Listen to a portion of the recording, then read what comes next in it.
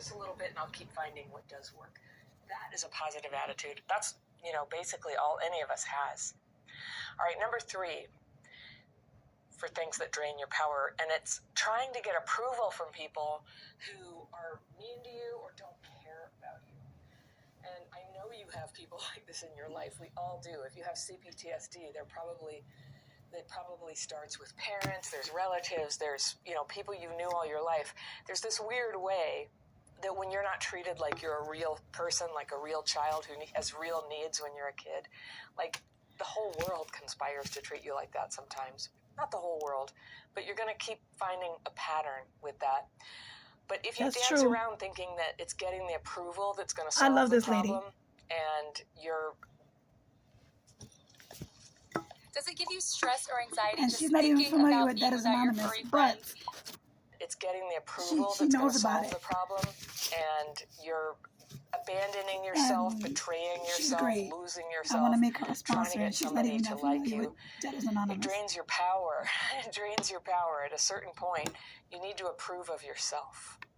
And to do that is sometimes going to be a project, because to approve of ourselves for real means you do things that you feel good about. You've cleaned up messes that you don't feel good about. That's what I'm doing. So we'll talk about that when we come back through. All right.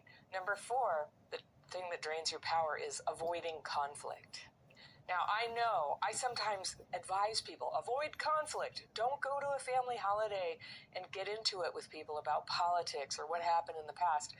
Like, that will ruin your day and everybody who's there, including the innocent parties who were just hoping to have a holiday dinner with everybody. There's kids in extended families who are in the same position you were in as a kid, and if you can remember what it feels like when people are fighting.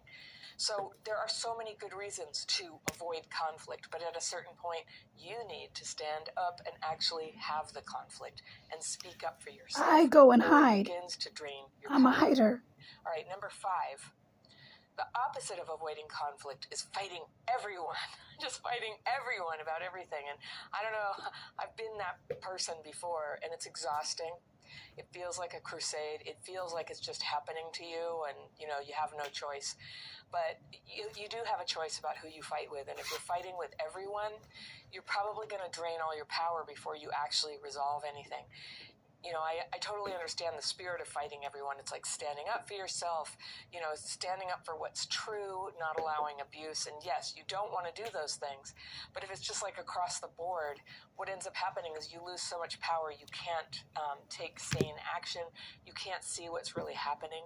So you neither want to avoid conflict or fight everyone. There's this middle ground. Number 6 is using intoxicating drugs to cope with dysregulation. Now, those might be prescribed. We might be talking about alcohol, which is, it's not illegal. It's just intoxicating. And so are street drugs, obviously. But a lot of people will say, I'm self-medicating, with alcohol or weed or what have you. And self-medicating, I just think that's a nice way of saying using. It's just everybody's self-medicating when they use drugs and alcohol. When there's not like an underlying addiction, it's, we call it recreational, but it's always like on a continuum, right? From the first part of the continuing, it's like it starts fun and then it turns into, self-medication and trying to deal with feelings. So I just bring this up so that you can ask yourself, are you using the term self-medication, or are you using drugs out of some belief? I hear this a lot. People are like, yeah, they smoke weed every day, quite a lot, saying it helps with regulation. And I would just say, do whatever you have to do to keep yourself alive. But in the long run, if you're going to learn to re-regulate, it's not going to work with intoxicants. That's real. Just not generally the pattern. You have to be clear-minded, sober. Is to be able to go, I'm getting dysregulated, and then to have tools to be able to pull it back in, to be able to pull that back in.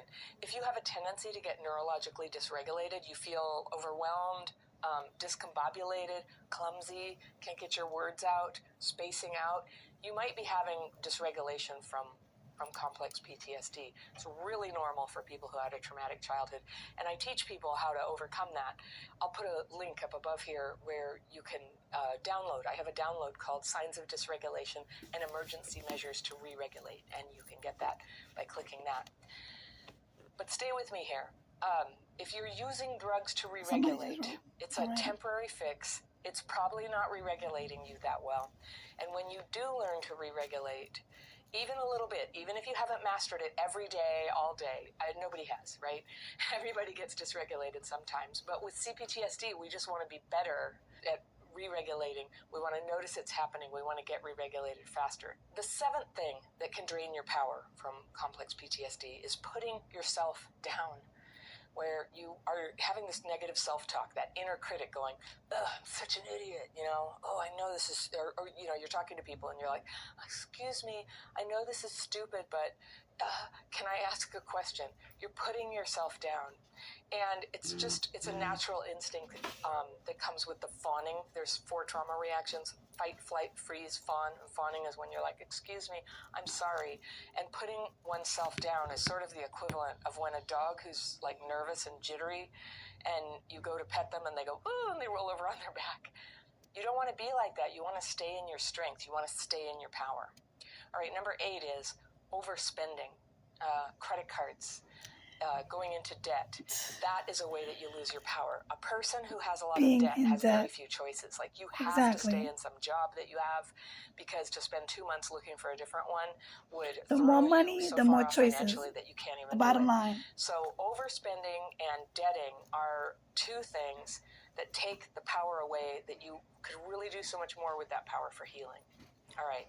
9, underspending. Yes, the opposite is not good either. You drain your power. And I always say, if you want to know if you're underspending, go look in your underwear drawer. Are they decent? Would you be okay if somebody had to go in your room and pack for you? Does your underwear drawer reflect your basic socioeconomic level? Or is everything shabby and yucky and assuming no one's ever going to see it? You might be underspending. Sometimes taking care of yourself means having appropriate things. Not lavish things, but appropriate. All right, number 11 is avoiding your own intellectual growth. Avoiding learning. Learning is so important, and you're going to need to learn to heal. So when you're avoiding that, when you're, doing waste of time things like, drinking, watching TV. I love TV. There's a place for it. But when you're doing that instead of doing the learning that would help you heal, it's a problem. Number 12, staying friends with people who drain your energy, who diminish you, who put you down, who take a lot from you but don't give back. This is so common for us. But it drains your power, and it starts to affect how you see yourself, who you see yourself as being, what you think is possible for you. We're talking about building 13, our power. Getting into romantic relationships with people who cannot or will not go the distance with you. So if you're taking all your love, I'm ugly. That sort of